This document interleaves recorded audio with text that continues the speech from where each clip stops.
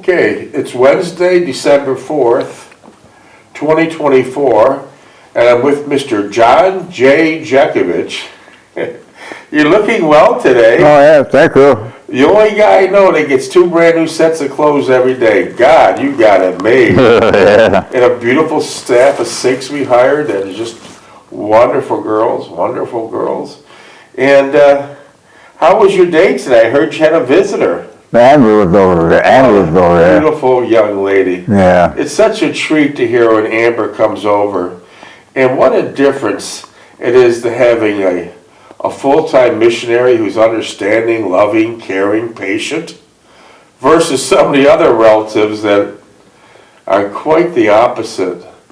Quite the opposite. Amber, being Christocentric, sets the stage when she visits. She's a nice girl. And occasionally when the other relatives come that are egocentric and they're not Christocentric, they're just really pain in the asses, let's face it. Yeah. They want. They're most of the ones we're speaking of are just malignant narcissists. Really bad people, but always have something to say. Maybe they should find the works of the Lord. We'll pray for them because they must all be in pain. We'll pray. Amber's dedicated with the Lord. Oh, look at her Bible. It's well worn. It's like your book here I'm reading. 900 pages, but a lot of these relatives, we'll just simply put it this way. We'll pray for them because they have to be in pain to conduct themselves in such a way. So sad.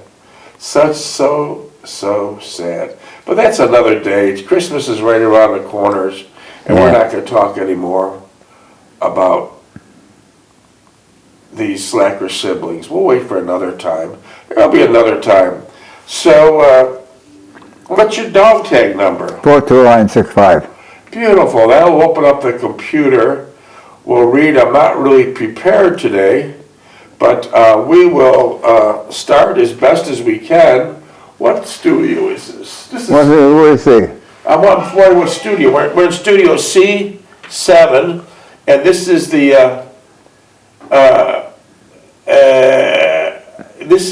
studio C7, and this is the library. Yeah, the 300. Yeah, the 301st podcast. So here we go. Oh, is your book for sale? No. No. This has nothing to do about money. This is about Mr. Jeckovich spreading the good word about living some of the greatest generations in the world, about World War II, about how simple life was back when Mr. Jeckovich was a young man. The wife would stay at home and take a good care of the house. Like, what would the wife do back then? Housekeeper. Keep food. That's all, housekeeper, yeah. Food. Yeah, Clothing. didn't go on a second job or nothing. No. And then the husband was the breadwinner, and things were kind of reasonable back then. Wasn't gas like 19 cents a gallon? Yeah. You could buy a beautiful house for $8 grand. $36,000 we bought that house, yeah. And you could go to a supermarket and for 30 or 40 bucks, you could feed a family of 4 for a week. Good food. And there wasn't someone always texting you or calling you on the damn phone. Like right now, every 15 seconds, people get texted, called. And unfortunately, a young couple today, they need 3 damn jobs just to buy a house. Yeah, if they can get it. If they could even get that. Yeah. So it's very difficult. So Mr. Jeckovich came from the greatest generation of them all. And the Depression area where I was born. That's why you saved everything. You're in the Depression. You're a product of the Depression, of the 1929 to 1934 Depression. Young people today don't know what it's like, but they might have a taste of it. Well, since we're on the subject of money, we could talk a little bit about it. Mr. Jeckovich is knocking on the door of 100. He's knocking on the door of 100, and he's in perfect health. He can read the newspaper with no glasses. He shakes your hand. He can knock you down. He jogged for 8 decades. Yeah, 8 decades. What got you jogging? What's that we done? I read the book. You read the book. Yeah, I've been running for 30 years now. Oh, I'm not no more. Yeah. And when Mr. Jeckovich started jogging, very ironically, jogging wasn't acceptable there. People didn't know about it. So when you're jogging down the street in your corduroy pants and your old sweatshirt and your beat up shoes, what would people do? Hey, bum, get off the road. Hey, there you go, listen. They'd say to him, hey, bum, get off the road. And throw a big can of beer or something. Yeah, they throw a can of Genesee beer at him, and one time they threw a full can of Campbell's soup and hit him right in the head. They said, can't you afford a car? Yeah, yeah. Hey, bum, get off the road. Get off the road, bum. Yeah. And now look, he's here looking well. Take a look. Here's 100 years old right in your vision, man. Take a look. Take a look. Jog for 80 years, he could be this. But ironically, the truth of the matter is say, for example, if you're one of the listeners and you're 40 years old, you have a 10% chance of making it to 100. That's a fact. You have a 10% chance of making it 100. And if you're not prepared for 100, you are screwed. Because getting old is not easy, right? Yeah, yeah. It gets harder. It gets harder every day. For example, I had someone text me the other day and they said to me, oh, I got my house paid for and I have $1 million in the bank. And I said, I would not want to be you. I would not want to be you. But why? I have my house paid for and I got $1 million in the bank. Let me tell you why I would not be why I would not want to be you, because you will outlive your money. For example, when you get old, 65 and above, you are nothing more than a human cash register, right? Yeah, yeah. 1,000 here, 5,000 here, 10,000 here, 50,000 here. The human cash register is always plugging away. And you're the register, man. So here's the reason why I said, if you have your house paid for and you have $1 million in the bank, I wouldn't want to be you. For example, if your knees give out, like Mr. Jekovich's did, his knees gave out for 2 reasons. He jumped out of an airplane as a paratrooper during World War II. It got somewhat damaged then, and then jogging for 8 decades. So the catch-22 is this. It saved his life, but blew out his knees, so now you're in a wheelchair, right? Your frostbite didn't help either. And he had frostbite and trench foot in World War II. Aren't you still in pain on the frostbite from... No, I slept with that last night. Yeah. And he was kind of lucky because most of the soldiers during World War II, first of all, Mr. Jeckovich was frontline combat. Frontline combat is no rear echelon typing up crap on a newspaper or something. He's a frontline fighter, heavy-duty machine guns. But a lot of these young soldiers didn't make it. Many had their heads literally blown off. And the ones that had frostbite lost their limbs.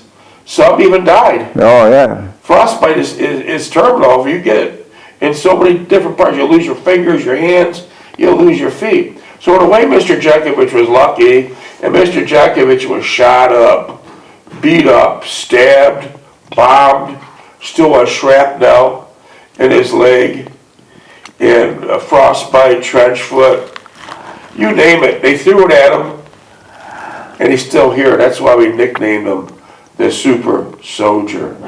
The Super Soldier. Mr. Jeckovich says he has 2 doctors. He has his left leg and his right leg. Never took a prescription, never took a vitamin. How often did you smoke? Never.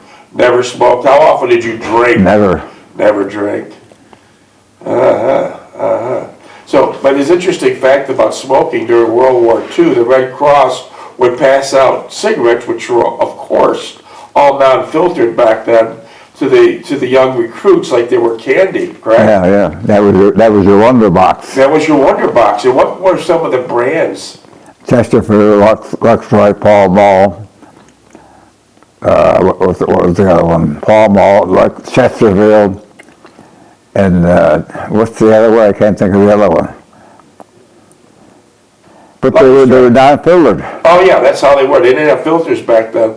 So if you didn't get blown up, torn up, beat up during the war, once you created that habit, 20 years later you died of cancer. So you're going to get it hit either way.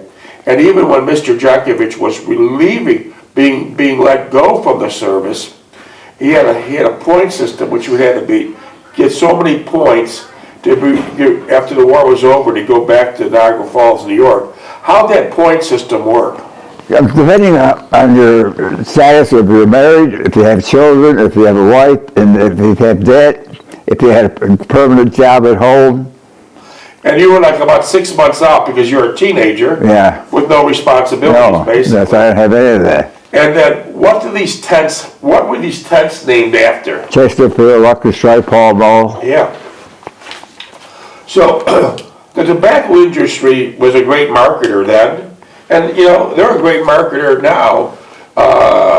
20 years ago, the tobacco companies, what would they do to 7-Elevens?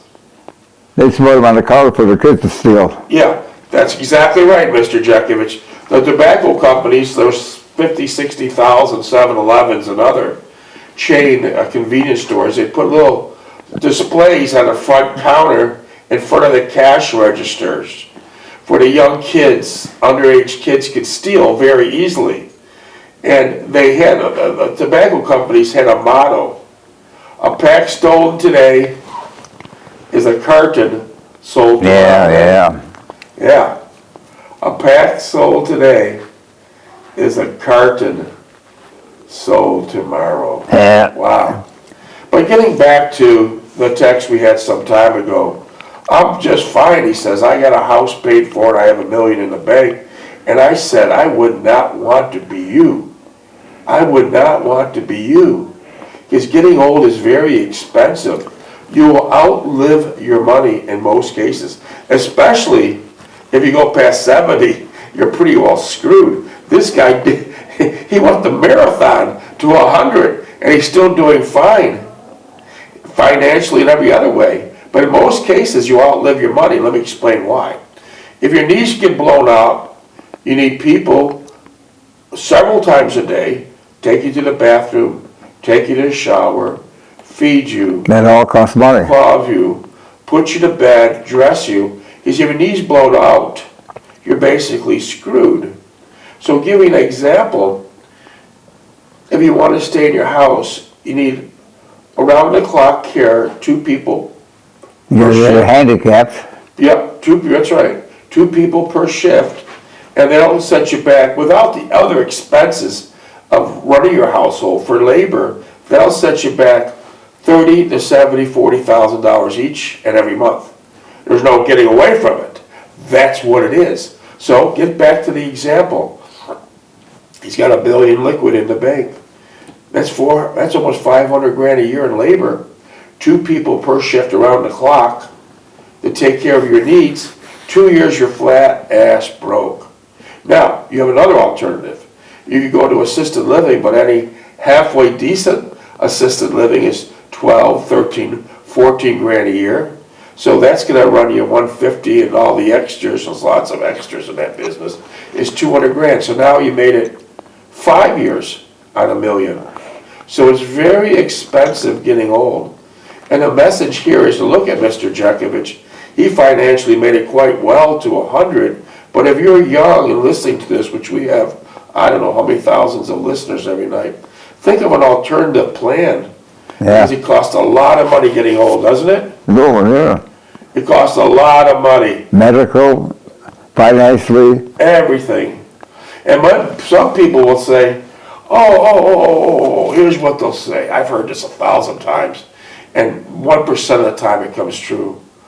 Oh, they'll say, but I have sons and daughters. How does that work out? They disappear.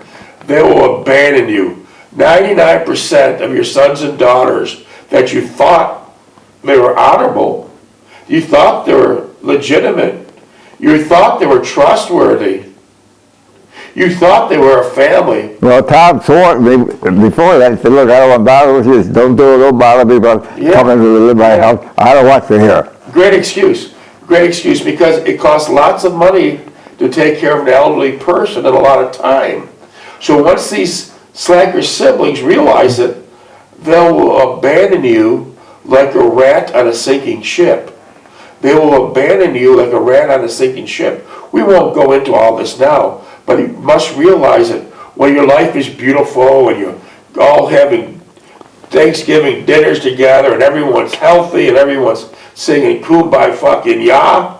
It's beautiful. But when you're needed, when you need your help of your sons and your daughter, they'll abandon you like a rat on a sinking ship.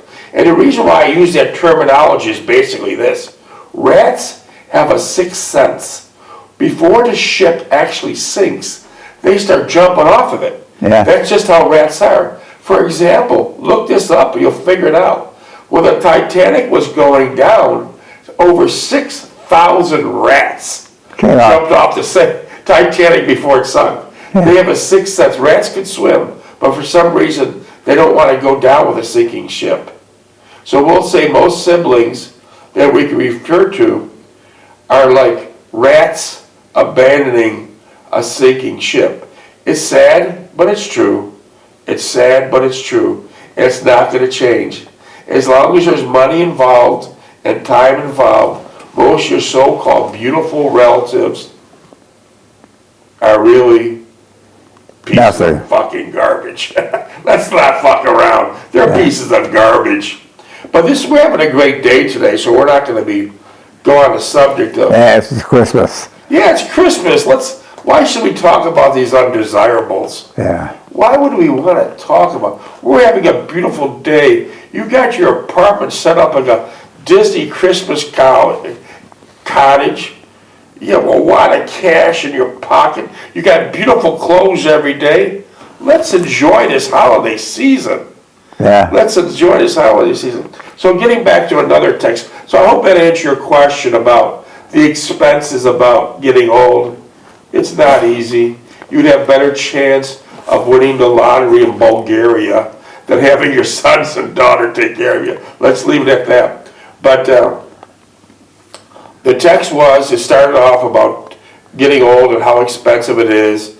And then we moved further about, was the book being sold? Yeah. No. No, the book wouldn't be sold. The book will never be sold. It'll never be sold. Never be. If you want to listen to the book, there's over 300 podcasts. We go chapter to chapter. Mr. Jeckovich put in 900 pages approximately. The original book is in, minutes please? 12. The original book is in the World War II Museum in New Orleans.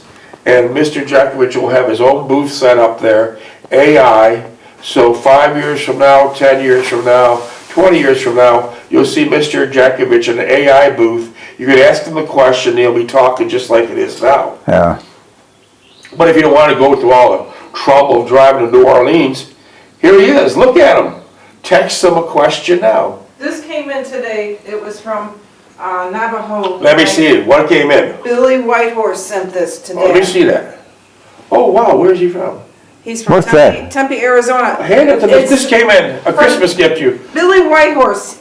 What tribe is he with? Navajo. Navajo. Hold Navajo. Take Yeah. it. Oh, yeah. Who Hold got it this? up. That's yours. That's yours. Yeah. Hold it up. Who said it? Billy Whitehorse. Take a grip Hold of it, on to Mr. that. Jeckovich. Yeah. You got to show it. Put on. Show it to the people.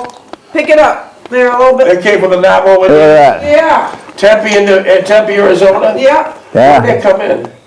Today. Oh, beautiful. Tomorrow we'll put that on you. That's nice. That's warm, yeah. Very warm. What's his name now? Billy Whitehorse. Thank you, Billy Whitehorse. Is he a chief? I'm not sure. I think Thank you, so. Billy Whitehorse, for the beautiful gift. I'm reading a note here that Chief Billy used to be in some type of casinos in Florida, and he had a falling out with them, and now he's in Tempe, Arizona. So thank you, Chief Billy, and we'll take some pictures of Mr. John J. Jeckovich tomorrow wearing your beautiful sweater. It was a senator cycle letter. Yeah, I will. I will. Yeah, we'll get him a letter out. Yeah, yeah. That's Chief I Billy, will. right? Yeah, Chief Billy. All right, Tempe, Arizona. I know he used to be in Florida. Yeah, I don't know. Well, beautiful. Maybe he's just on vacation out there right I now. don't know. Well, this is a beautiful gift. We'll dress up Mr. Jeckovich. Yeah. Thank everyone for the gifts and the nice comments. Yeah, thank you. We sure do appreciate it. And it's all nice comments. Everyone's so nice and understanding and just beautiful people. So anyways, if you want to ask Mr. Jeckovich a question, you text him at 407-366-0000.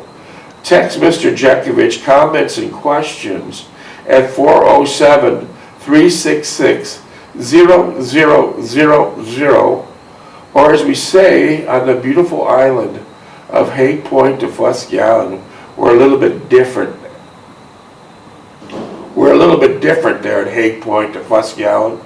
Text Mr. Jeckovich at 407-366-0000. 407-366-0000. I'm going to try to get this Chief Billy on the phone. Do you have a phone number for him? For Why what? don't you go? She went someplace. All right, we'll worry about it later. I would like to get Chief Billy on the phone. But anyway, we had Brantley live on the phone yesterday. So let's see where the hell we're at here. Let's see. Okay. All right, so the next question was,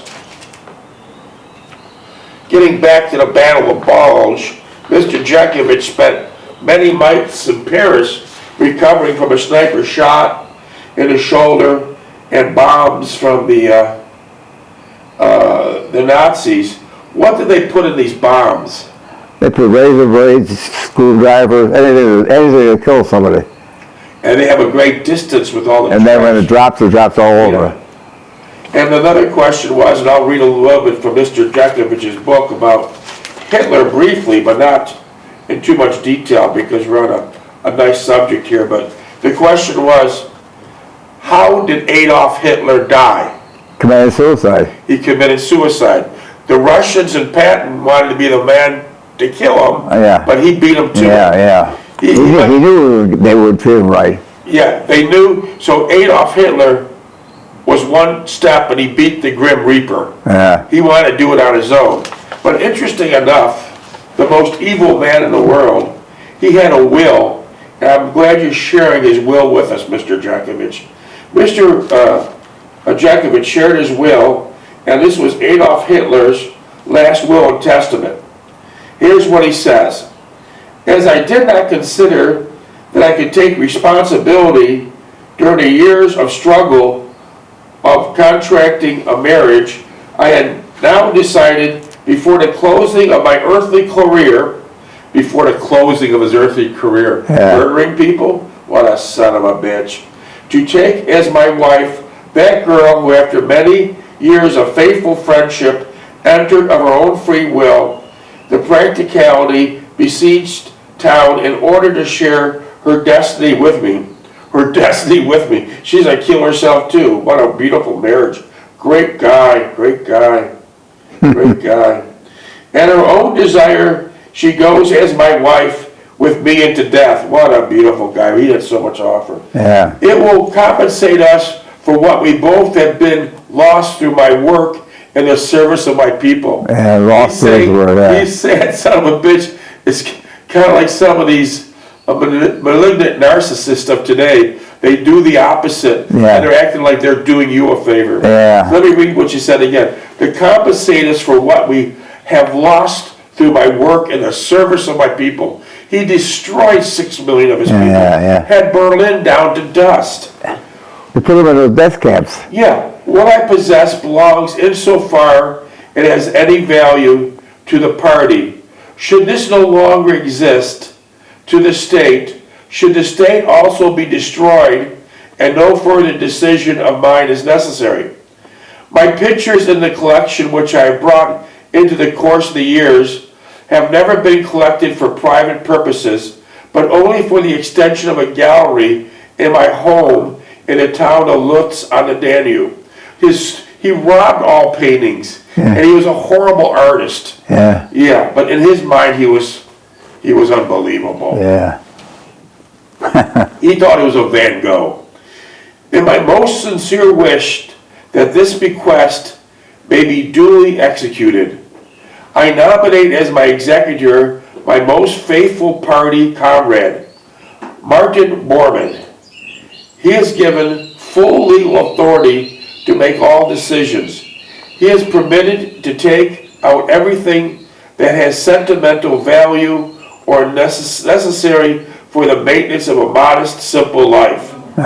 For my brothers and sisters, also above all, for the mother of my wife and my faithful co-workers who are well known to him, principally my old secretaries, Frau Winter, etc., who have for many years aided me by their work. They aided her in destroying and torturing people. Yeah. What an animal. I myself and my wife, in order to escape the disgrace of depositions, choose death. Yeah, he chose death, that friggin' coward. It is our wish to be burnt immediately on the spot where I have carried out the greatest part of my daily work in the course of 12 years service to my people. Yeah. So there you go, you said his last words.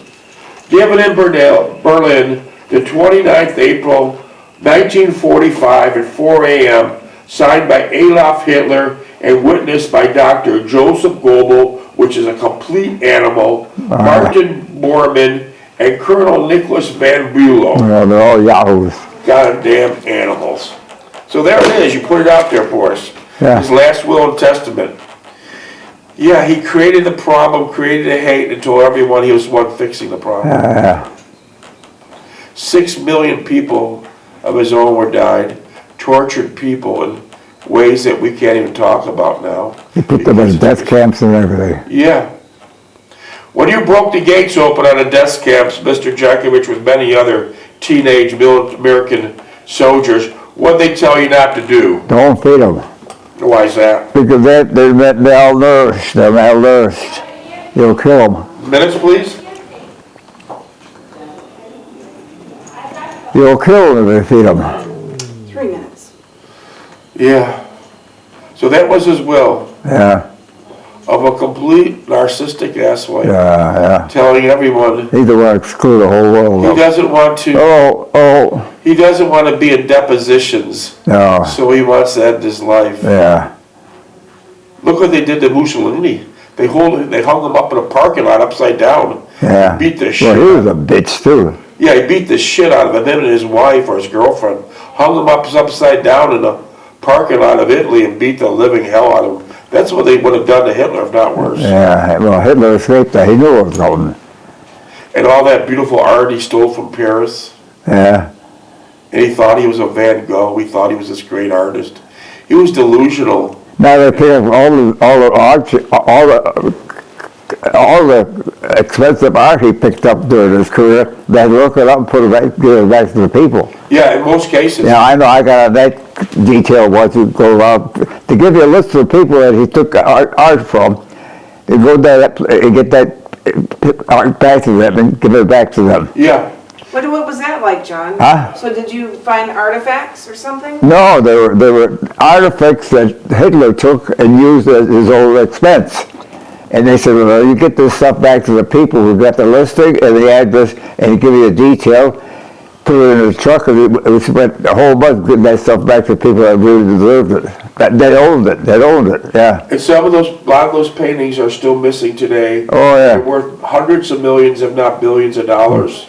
They just found an apartment in Paris where one of the Nazis moved to after the war, and he had like 96 not to 100 very expensive paintings. Art paintings, yeah. Yeah, so they're going to be turning up for the next 100 years. Sure. Wow. Minutes. 1. So he wrote this will like he was a great. He was a great statesman. Yeah, he was a great statesman. Wow. Yeah. Right to the bitter end. He was a narcissistic pig. Right to the bitter end. Right to the bitter He end. took those people and put them in houses with gas chamber nozzles up at the ceiling. Then when they got in, he turned the nozzles on to gas them. And at the end of his will, he says he was fighting for the people of Germany to save them from the Jews. Yeah. He says the Jews antagonized him. The Jews created the war. Yeah, the Jews did everything. The Jews did everything, yeah. Complete lie. Minutes. Well, there's some truth in what he said. Well, The Jews were the same loving people. I don't know. Everyone I met was, but I wasn't there 80 years ago. I don't know the story. I just know what I read. And there's such horror. There was nothing that would call for that horror and pain. No. Nothing. Not justified. Let's just pray it doesn't have a World War III. We'll pick this up tomorrow.